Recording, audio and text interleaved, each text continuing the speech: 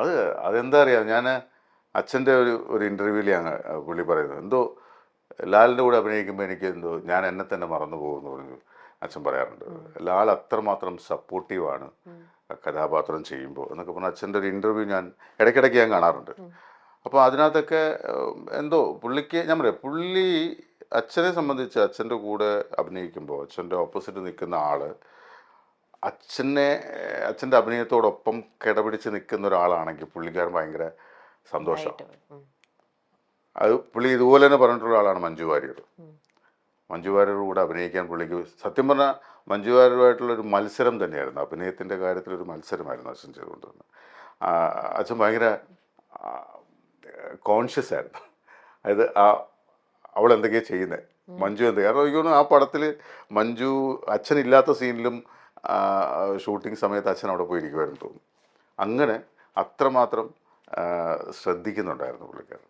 കാരണം അങ്ങനെ ചെയ്യുമ്പോഴേ നമുക്കും തരും. ഇപ്പം നമ്മുടെ കൂടെ നമ്മുടെ ആരായാലും, ഇപ്പം അച്ഛനെന്നല്ല ആരായാലും, ഇപ്പം ഞാനായാലും ഒരു സീനിയർ ആയിട്ടുള്ള ഒരു ആർട്ടിസ്റ്റിൻ്റെ കൂടെ, ഒരു നല്ല കഴിവുള്ള ഒരു ആർട്ടിസ്റ്റിൻ്റെ കൂടെ അഭിനയിക്കുമ്പോൾ ഓട്ടോമാറ്റിക്കലി നമുക്കും അതിൻ്റെ ഒരു പോസിറ്റീവ് എനർജി നമുക്ക് കിട്ടും. തീർച്ചയായിട്ടും. അപ്പോൾ അത് ഭയങ്കര ഒരു ഭാഗ്യമാണ്. അത്തരം ആളുകളുടെ കൂടെ അഭിനയിക്കാൻ അവസരം കിട്ടുക എന്നുള്ളതും. ഇപ്പോൾ ലാലേട്ടൻ്റെ കൂടെ അഭിനയിക്കുമ്പോൾ നമ്മൾ സ്വാഭാവികമായിട്ടും നമ്മളും ഇമ്പ്രൂവ് ആകും. നമ്മളുടെ അഭിനയത്തിലും ആ ഒരു പ്രഭാവം നമുക്കും കൂടി കിട്ടും. അപ്പം അത് നമ്മളെ ഒരാൾ ഓപ്പോസിറ്റ് റിയാക്ട് ചെയ്യുമ്പോൾ തിരിച്ച് ഓപ്പോസിറ്റ് നമ്മൾ അറിയാതെ റിയാക്ട് ചെയ്തു. അതാണ് ഗീവ് ആൻഡ് ടേക്ക് പോളിസി എന്ന് പറയുന്നതിന്റെ കാര്യം. സത്യം, അതങ്ങനെയാണ്. അവരുടെ ആ ഒരു മാജിക്കൽ പവറിൽ നമ്മളും നമ്മളിൽ ഏറ്റവും ദ ബെസ്റ്റ് കൊടുക്കാൻ തന്നെ നോക്കും. അപ്പൊ നമ്മൾ അറിയാതെ തന്നെ നമ്മൾ ഏറ്റവും നല്ല രീതിയിൽ നമുക്ക് അവിടെ പെർഫോം ചെയ്യാൻ പറ്റുകയാണ് അല്ലേ. തിലകൻ സാറിലേക്ക് ഞാൻ എത്താം. എനിക്ക് അദ്ദേഹത്തെ കുറിച്ച് ഒരുപാട് കാര്യങ്ങൾ തന്നെ സംസാരിക്കാനുണ്ട്, ചോദിക്കാനുണ്ട്. അതിനിടയിൽ പെട്ടെന്ന് ഓർമ്മ വന്നപ്പോ ഒരു കാര്യം ചോദിച്ചോട്ടെ. ചേട്ടനും ഷമി ചേട്ടനും തമ്മിൽ എത്ര വയസ്സിന്റെ വ്യത്യാസ? ഞങ്ങൾ തമ്മിലൊരു 4 വയസ്സിന്റെ. 4 വയസ്സിന്റെ ആണ്. ചേട്ടൻ അപ്പൊ ശരിക്കും ഷമി ചേട്ടനെ കാണുമ്പോ അച്ഛന്റെ സ്ഥാനത്താണ് കാണുന്നതെന്നോ, ആ ഒരു പേടിയോ, അതൊരു കൂടുതലും നിങ്ങൾ തമ്മിൽ ഫ്രണ്ട്ലി ആണോ? ഫ്രണ്ട്ലി ഒക്കെ തന്നെയാണ്. പക്ഷേ ഈ പറഞ്ഞ പോലെ, നേരത്തെ പറഞ്ഞ പോലെ അച്ഛനോടുള്ളൊരു ബഹുമാനം ചേട്ടനോടും ഉണ്ട്.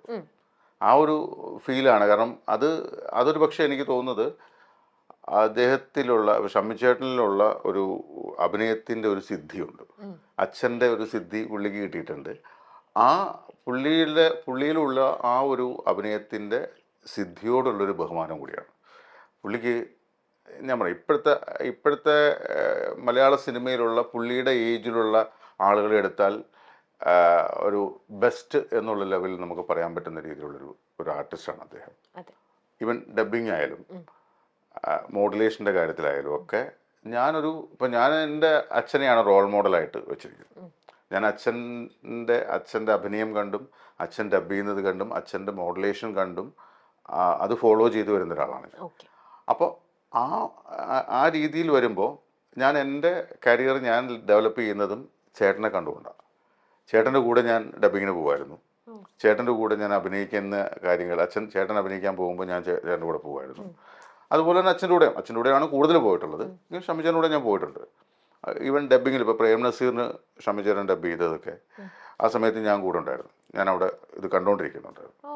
അത് പൈലറ്റ് ട്രാക്ക് ഡബ് ചെയ്തപ്പോഴും ഞാൻ കണ്ടു, ഒറിജിനൽ ഡബ് ചെയ്തപ്പോഴും ഞാൻ കണ്ടു. ആ പടം പൈലറ്റ് ട്രാക്ക് ആദ്യം ഡബ് ചെയ്യുന്നത്. കാരണം പടത്തിൻ്റെ പൈലറ്റൊന്നും ഇല്ലായിരുന്നു. കോടതിയിൽ ഇരുന്നൊരു പടമായതുകൊണ്ട് പ്രേം നസീറിന് വേണ്ടി ശബ്ദം കൊടുക്കുന്നത് അതിൻ്റെ ആദ്യത്തെ ഒരു പൈലറ്റ് ട്രാക്കാണ് ആദ്യം ഡബ് ചെയ്തത്. എന്നിട്ട് അത് ചിത്രാഞ്ജലി കൊണ്ടുവന്നിട്ടാണ് അതിൻ്റെ ഒറിജിനൽ വേർഷൻ ചെയ്തത്. അപ്പോൾ അതിനൊക്കെ കൂടെ ഞാൻ പോകുമായിരുന്നു, കാണാൻ വേണ്ടി പോകുമായിരുന്നു. അപ്പോൾ അദ്ദേഹത്തിൻ്റെ കഴിവുകൾ എനിക്ക് മനസ്സിലായത് കൊണ്ടാണ് എനിക്ക് ആ ഒരു രീതിയിലുള്ള ബഹുമാനം. പക്ഷെ എന്ന് വെച്ചാൽ ഞങ്ങൾ തമ്മിൽ ഫ്രണ്ട്ലി അല്ല എന്നൊന്നുമല്ല. പക്ഷെ എങ്കിലും സംസാരിക്കും, ഫ്രണ്ട്ലി ആയിട്ട് തന്നെ സംസാരിക്കും, കുഴപ്പമൊന്നുമില്ല. പക്ഷെ ഈ ഒരു അച്ഛനോടുള്ള ബഹുമാനം ഉണ്ട്. അത് വർക്കിലും നിങ്ങളൊക്കെ ഒരേ മേഖലയിൽ തന്നെ നിൽക്കുന്നത് കൊണ്ടും കൂടെ എങ്ങനെയോ എപ്പോഴോ ആ അടുപ്പം ഉണ്ടെങ്കിലും കുറച്ചും കൂടി ഒരു ബഹുമാനം കൂടിയ ഒരു അടുപ്പത്തിലേക്കാണ് അത് പോണത് അല്ലേ. ഓക്കെ. ഇപ്പം അമ്മയുടെ ഇലക്ഷനൊക്കെ വളരെ കാര്യമായിട്ട് ഇനിയിപ്പോൾ അതേ നമ്മളിപ്പോൾ കേട്ടോണ്ടിരിക്കുകയാണല്ലോ, ഫുൾ ചർച്ചകൾ വന്നുകൊണ്ടിരിക്കുകയാണ്. ഈ തിലകൻ സാറിനെ കുറിച്ച് പറയുമ്പോൾ തന്നെ നമുക്ക് എപ്പോഴും തോന്നിയിട്ടുള്ളൊരു കാര്യമാണ് വളരെ അദ്ദേഹത്തിൻ്റെ ശബ്ദത്തിലുള്ള ഗാംഭീര്യവും അദ്ദേഹത്തിൻ്റെ അഭിനയത്തിലുള്ള ആ ഒരു ഇൻഡിവിജ്വാലിറ്റിയും ആ ഒരു പ്രസൻസും, എന്താ പറയുക, ഒരു വല്ലാത്ത പവർ തന്നെയാണ് അദ്ദേഹത്തിന്. അത്രയും പവർഫുൾ ആയിട്ടുള്ള ഒരാള് ഇതുപോലത്തെ ഒരു അസോസിയേഷന്റെ അല്ലെങ്കിൽ ഇങ്ങനെ ഒരു സംഘടനയുടെയും കൂടെ തലപ്പത്ത് വന്നിരുന്നെങ്കിൽ അദ്ദേഹം ഒരിക്കലും ഇങ്ങനെ ഒരു സംഘടനയുടെ ഭാഗമായിട്ട് അങ്ങനെ വന്നിട്ടില്ലല്ലോ. അപ്പം ഇടയ്ക്ക് കുറച്ച് ആൾക്കാർ പറഞ്ഞു കേട്ടിട്ടുണ്ട് അദ്ദേഹത്തെ പോലത്തെ ആൾക്കാർ അതിന്റെ മുന്നിൽ നിന്നിരുന്നെങ്കിൽ എന്ന് ചേട്ടന് തോന്നിയിട്ടുണ്ടോ? അച്ഛനാണോ ഉദ്ദേശിച്ചത്? അല്ല, അങ്ങനെ ഞാൻ ഒരിക്കലും അച്ഛനെ എൻ്റെ തലപ്പത്ത് വരണമെന്നൊന്നും ഞാൻ ആഗ്രഹിച്ചിട്ടില്ല. അച്ഛൻ, ഞാൻ പറയാം, കുറേ കാര്യങ്ങൾ ആദ്യത്തെ തുടങ്ങിയ സമയത്തുള്ള കാര്യങ്ങളിലൊക്കെ അച്ഛൻ, എനിക്ക് തോന്നുന്നു സിനിമാ സമരം അന്നുണ്ടായിരുന്നു. ആ സമരത്തിലൊക്കെ എനിക്ക് തോന്നുന്നു ഈ ഒരു ഉത്തമ കമ്മ്യൂണിസ്റ്റുകാരനെ പോലെ മുണ്ടൊക്കെ മടക്കി കുത്തി ഇൻകിലാബൊക്കെ പിടിച്ച് അച്ഛൻ പോകുന്ന ഫോട്ടോ ഒക്കെ ഞാൻ പേപ്പറിൽ കണ്ടിട്ടുണ്ട്. അപ്പോൾ അത് അന്ന് ഞാനും ഉണ്ടായിരുന്നു, ഇവിടെ ഞാൻ ട്രിവാൻഡ്രത്തുണ്ടായിരുന്നു. അന്ന് ഒരു വലിയ പ്രശ്നങ്ങളൊക്കെ ഉണ്ടായതാണ്. അപ്പോൾ അന്നൊക്കെ പുള്ളിക്കാരൻ ഈ പറഞ്ഞ പോലെ അമ്മയുടെ ഇതിന് വേണ്ടിയിട്ട് ആ സമരത്തിനുമൊക്കെ ഇറങ്ങിയ ഒരാളാണ്. പക്ഷേ അങ്ങനെ ഒരു നേതൃനിരയിലേക്കൊന്നും വരണമെന്നും ഞാൻ അങ്ങനെ വന്നാൽ എങ്ങനെ ഇരിക്കുമെന്നൊന്നും ഞാൻ ചിന്തിച്ചിട്ടില്ല. ഇപ്പോൾ ഈ ചോദ്യം ചോദിച്ചപ്പോഴാണ് ഞാൻ അതിനെക്കുറിച്ച് ആലോചിക്കുന്നത്. നിങ്ങളൊന്നും സംസാരിച്ചിട്ടില്ല? ഇല്ലില്ല, അങ്ങനെയൊന്നും ഒരിക്കലും അമ്മയുടെ തലപ്പത്ത് വരണമെന്നോ അല്ലെങ്കിൽ അമ്മ സംഘടനയെ നിയന്ത്രിക്കുന്ന രീതിയിലേക്ക് വരണമെന്നൊന്നും ഞാൻ ആലോചിച്ചിട്ടില്ല. പിന്നെ അച്ഛൻ്റെ മനസ്സിലുള്ള കാര്യങ്ങളൊക്കെ അച്ഛൻ തുറന്നു പറയാറുണ്ട്. അപ്പോൾ അത് ആർക്കെങ്കിലും ഇഷ്ടപ്പെടുമോ ഇഷ്ടപ്പെടില്ലയോ എന്ന് വിചാരിച്ചിട്ടല്ല പുള്ളി പറയുന്നത്. പുള്ളിയുടെ മനസ്സിൽ ശരിയെന്ന് തോന്നിയ കാര്യങ്ങൾ പുള്ളിക്കാരൻ അങ്ങ് പറയാറുണ്ട്. അപ്പം അങ്ങനെ പറഞ്ഞ കൂട്ടത്തിൽ ഈ പറഞ്ഞ പോലെ അമ്മ സംഘടനയുടെ ആ പുള്ളി ഉണ്ടായിരുന്ന സമയത്തുള്ള പ്രവർത്തനങ്ങളും കാര്യങ്ങളെക്കുറിച്ചൊക്കെ പുള്ളി ഉണ്ടായിട്ടുണ്ട്. പല പല കാര്യങ്ങളും ഉണ്ടായിട്ടുണ്ട്. അതിൻ്റെ പേരിൽ പുള്ളിയെ അമ്മയിൽ നിന്ന് പുറത്താക്കുന്നൊരു അവസ്ഥ വന്നിട്ടുണ്ട്. അത് പക്ഷേ അതുകൊണ്ട് മാത്രമല്ല, അത് വേറെയും പല അതിൻ്റെ ഔട്ട്സൈഡുള്ള ആളുകളൊക്കെ കുറേയധികം മിസ്ലീഡ് ചെയ്യുക, അങ്ങനെയുള്ള കാര്യങ്ങളൊക്കെ ഉണ്ടായിട്ടുണ്ട് എന്ന് എനിക്കറിയാം. പിന്നെ അതിൻ്റെ ഭാഗമായിട്ടും കൂടിയാണ്. കാരണം ഒരാളുടെ തൊഴിൽ നഷ്ടമാകുമ്പോഴാണല്ലോ സ്വാഭാവികമായിട്ടും ഒരു പെട്ടെന്നൊരു സുപ്രഭാതത്തിൽ ഇപ്പോൾ ഒരു സിനിമയിൽ ബുക്ക് ചെയ്തിട്ട് ആ സിനിമയിൽ നിന്ന് പെട്ടെന്നൊരു കാരണവുമില്ലാതെ മാറ്റുക എന്ന് പറയുമ്പോൾ സ്വാഭാവികമായിട്ടും ഉണ്ടാവുന്ന ഒരു വിഷമത്തിലും ദേഷ്യത്തിലും പുള്ളി എന്തെങ്കിലുമൊക്കെ പറഞ്ഞിട്ടുണ്ടാവും. അതിൻ്റെ ഭാഗമായിട്ട് പുള്ളിക്കാരനെ പല തലങ്ങളിൽ നിന്നും എന്താ പറയുക, നിസ്സഹകരണം പ്രഖ്യാപിക്കുക, അല്ലെങ്കിൽ പുള്ളിയെ മാറ്റി നിർത്തുക, അങ്ങനെയുള്ള പ്രശ്നങ്ങൾ ഉണ്ടായപ്പോൾ സ്വാഭാവികമായിട്ട് പുള്ളി വിചാരിച്ചു ഈ അമ്മയിലുള്ള ആൾക്കാരും അതിൻ്റെയൊക്കെ പുറകിലുണ്ട് എന്ന് പുള്ളി വിചാരിച്ചിട്ട് പുള്ളി തുറന്നടിച്ച് ഓരോ കാര്യങ്ങൾ പറഞ്ഞിട്ടുണ്ട്. അതിൻ്റെ ഭാഗമായിട്ടാണ് സംഘടനയിൽ നിന്ന് പുറത്തു പോകേണ്ടത്. പക്ഷെ അങ്ങനെ അച്ഛൻ ഇതിന്റെ തലപ്പത്തേക്ക് വരണമെന്ന് ഞാൻ ചിന്തിച്ചിട്ടുമില്ല, അങ്ങനെ വിചാരിച്ചിട്ടുമില്ല. പക്ഷെ ഇങ്ങനെ നമ്മുടെ നിലപാട് നമ്മൾ പലപ്പോഴും പറയുമ്പോൾ അത് പറയാൻ ധൈര്യം ഉണ്ടായിരുന്നു തിലകൻ സാറിനാണ് അല്ലെ? അദ്ദേഹം അതുകൊണ്ട് ആരെയും പ്ലീസ് ചെയ്ത് നിന്നില്ല. അദ്ദേഹത്തിന് ശരിയെന്ന് തോന്നിയത് അദ്ദേഹം പലപ്പോഴും പറഞ്ഞിട്ടുണ്ട്. പക്ഷെ മക്കള് നിങ്ങൾ എന്നുള്ള രീതിയിൽ നിങ്ങളിപ്പോൾ പറഞ്ഞിട്ടുണ്ട് അച്ഛൻ ഇങ്ങനെ എല്ലായിടത്തും ഇങ്ങനെ സംസാരിക്കുമ്പോൾ അത് നിങ്ങളെയും കൂടെ ഏതെങ്കിലും ഒരു രീതിയിൽ ബാധിക്കുന്നോ, അല്ലെങ്കിൽ നമ്മൾ ശത്രുക്കളെ കൂടുതലായിട്ട് വരുത്തി വെക്കുകയാണ്, അപ്പം അധികം അങ്ങനെ സംസാരിക്കണ്ട എന്നുള്ളൊരു ഇത് എന്തെങ്കിലും നിങ്ങൾ മക്കളുടെ സ്ഥാനത്ത് നിങ്ങൾ പറയുമോ? അങ്ങനെ എന്തെങ്കിലും ഉണ്ടായിട്ടുണ്ടോ? ഇല്ല, അച്ഛനോട് ഒരിക്കലും നമുക്ക് അങ്ങനെ പറയാൻ പറ്റില്ല. കാരണം അങ്ങനെ പറയുന്നതും ശരിയല്ല. കാര്യം എന്ന് വെച്ചാൽ എൻ്റെ ഒരു രീതി എന്ന് പറഞ്ഞാൽ, എൻ്റെ ഒരു വിശ്വാസം, ഇപ്പോൾ അച്ഛൻ അങ്ങനെ പറഞ്ഞതുകൊണ്ട് എൻ്റെ അവസരങ്ങൾ നഷ്ടപ്പെട്ടിട്ടുണ്ടാകാം, ഇല്ലായിരിക്കാം. പക്ഷെ അത് ഞാൻ കണക്കാക്കുന്നില്ല. കാരണം ഞാൻ ചിന്തിക്കുന്നത്, ഞാൻ വിശ്വസിക്കുന്നത് എനിക്കുള്ളതാണെങ്കിൽ എനിക്ക് വരും അല്ലേ? എനിക്കുള്ളപ്പോൾ ഞാൻ അതിന് ഉദാഹരണം പറയുന്നത് ഇത്രയേ ഉള്ളൂ. ഓരോ അരിയിലും അത് കഴിക്കേണ്ടവൻ്റെ പേര് എഴുതി വെച്ചിട്ടുണ്ട്. അങ്ങനെ വിശ്വസിക്കുന്ന ഒരാളാണ് ഞാൻ. അപ്പോൾ എനിക്കുള്ളത് എനിക്ക് വരുമ്പോൾ അച്ഛൻ അങ്ങനെ പറഞ്ഞതുകൊണ്ട് എന്നെ ഏതെങ്കിലും അത് അയാളുടെ മോനല്ലേ അതുകൊണ്ട് വേണ്ട എന്ന് തീരുമാനിച്ചിട്ടുണ്ടെങ്കിൽ ഓക്കെ, അതെനിക്കുള്ളതല്ല, അത്രേ ഉള്ളൂ. ഞാൻ അങ്ങനെ ചിന്തിക്കുന്നുള്ളൂ. നമ്മുടെ കിരീടം സിനിമയില് തിലകൻ ചേട്ടൻ പറയുന്നുണ്ട് നിന്റെ അച്ഛനാടാ പറയുന്നത് കത്തി താഴെ ഇടണമെന്ന് പറയുന്ന ഒരു സീനുണ്ടല്ലോ. അപ്പം അതൊക്കെ നമ്മളിങ്ങനെ കാണുമ്പോഴത്തേക്ക് അതൊക്കെ ഒരു അച്ഛൻ എത്ര ഇമോഷണൽ ആയിട്ട് അവിടെ പറയുന്ന ഒരു ഡയലോഗാണ്. ഇതുപോലത്തെ എന്തെങ്കിലും ഒരു സീക്വൻസ്, എന്തെങ്കിലും ഒരു ഡയലോഗോ നിങ്ങളുടെ അടുത്ത്, ഇപ്പൊ എനിക്ക് ചോദിക്കുമ്പോൾ ഷോബിച്ചേട്ടൻ്റെ അടുത്തോ ഷമിച്ചേട്ടൻ്റെ അടുത്തോ നിങ്ങളുടെ അടുത്ത് എന്തെങ്കിലും പറഞ്ഞ അവിടെ അച്ഛൻ്റെ ആ ഒരു രൂപം ഒന്ന് പറയാവോ? ഇല്ല, അങ്ങനെ കത്തി താഴെയിടാന്നുള്ളതല്ല, പക്ഷെ ആ അച്ഛന്റെ പവറിൽ നിന്ന് പറയില്ലേ, മക്കളുടെ അടുത്ത് ചീത്ത പറയാ, അല്ലെങ്കിൽ എടാ നിന്റെ അച്ഛനാടാ പറയുന്നത് നിന്നോട് നീ അത് ചെയ്യേ, അല്ല അങ്ങനെ അല്ല എന്തെങ്കിലും? അത് അത് അച്ഛൻ നമ്മളോട് സ്ഥിരം പറയാറുള്ളതല്ലേ. ഇപ്പം ഞാൻ പറയട്ടെ, ഇപ്പം ഞാൻ അച്ഛൻ ഞാൻ പഠിച്ചുകൊണ്ടിരുന്ന സമയത്ത് അച്ഛനിങ്ങനെ ഷൂട്ടിംഗ് ആയിട്ട് തിരക്ക് പോകുന്ന സമയത്തൊക്കെ നമ്മൾ മാസത്തിന് ചിലവ് പൈസ വേണമല്ലോ.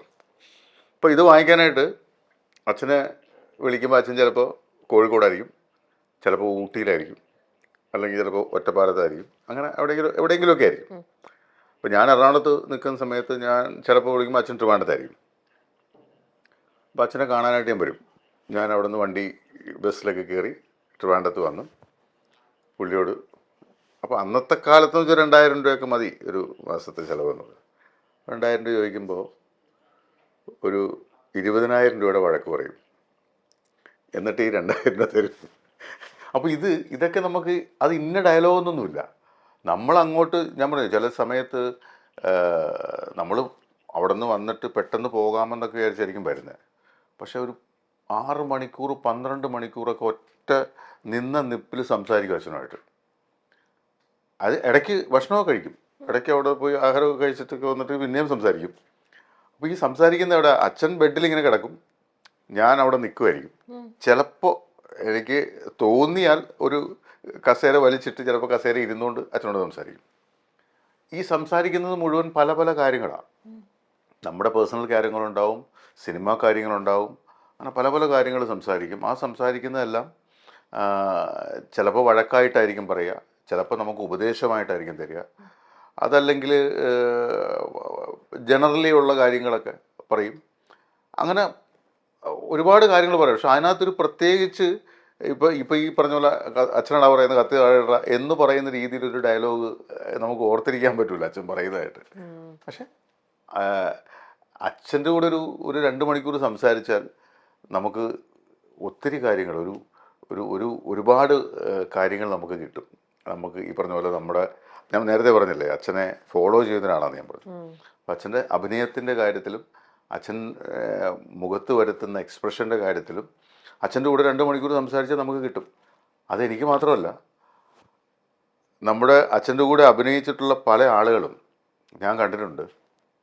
വെറുതെ ഒരു കാര്യമില്ലാതെ അച്ഛനെ വിളിക്കും, ചേട്ടാ ഞാനൊന്നും അങ്ങോട്ട് വന്നോട്ടെ, എനിക്ക് വയ്യ, എൻ്റെ നടുവ് വയ്യാതിരിക്കുക, ഒരുപാട് നേരം ഇരുന്ന് സംസാരിക്കാൻ പറ്റില്ല. ഇല്ല, ഒരു 10 മിനിറ്റ് സംസാരിച്ചിട്ട് ഞാൻ പൊക്കോളാം എന്നും പറഞ്ഞ് വരും. വന്നിട്ട് ഒരു 11 മണിയാകുമ്പോൾ വന്നാൽ വൈകുന്നേരം 5 മണിക്കേ പോകത്തുള്ളൂ. ചുമ്മാ അവരോട് സംസാരിച്ചിട്ട് അവർ പറഞ്ഞിട്ട് വെറുതെ ഇങ്ങനെ ചോദിക്കും, ചേട്ടാ ഈ നാടകത്തിലേ മറ്റേ അന്ന് ചേട്ടൻ ആ സമിതിയിലായിരുന്നപ്പോൾ എങ്ങനെയാ? ഈ നാടകത്തെക്കുറിച്ച് പറഞ്ഞ അച്ഛന് ഭയങ്കര നമ്മളിലെ നാഗവല്ലിയുടെ കാര്യം പറയുമ്പോൾ ശോഭനയുടെ ഫേസിൽ മാറ്റം വരത്തില്ല എന്ന് പറഞ്ഞ പോലെ നാടകത്തെക്കുറിച്ച് പറഞ്ഞ അച്ഛൻ പിന്നെ ഭയങ്കരമായിട്ട് വാചാലനാവും. നാടകത്തിനെക്കുറിച്ചും അന്ന് നാടകത്തിന് പോയതിനെക്കുറിച്ചും അന്നത്തെ നാടകങ്ങളെക്കുറിച്ചും നാടകത്തിന് എന്തൊക്കെ ശ്രദ്ധിക്കണം എന്നുള്ളൊരു അഭിനയത്തിൽ എങ്ങനത്തൊക്കെ കാര്യങ്ങൾ ശ്രദ്ധിക്കണം, നാടകം സംവിധാനം ചെയ്യുന്നതിന് എന്തൊക്കെ കാര്യങ്ങൾ ശ്രദ്ധിക്കണം, ഇങ്ങനെയുള്ള കാര്യങ്ങളെല്ലാം പുള്ളിയുടെ കയ്യിൽ നിന്ന് വരും. ഇത് കേൾക്കാൻ വേണ്ടിയിട്ടാണ് ഇവർ വരുന്നത് തന്നെ. അപ്പോൾ അതാ അച്ഛൻ്റെ കൂടെ നമുക്ക് സംസാരിച്ചാൽ കുറേ അധികം കാര്യങ്ങൾ നമുക്ക് കിട്ടും.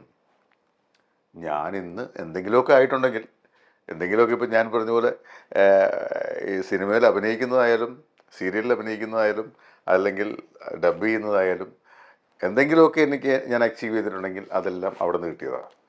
അപ്പോൾ അതുകൊണ്ട് അച്ഛൻ ഇങ്ങനെ പറയുന്നു എന്ന് പറയാനായിട്ട് പ്രത്യേകിച്ച് പറയാൻ എല്ലാം പറയാറുണ്ട്.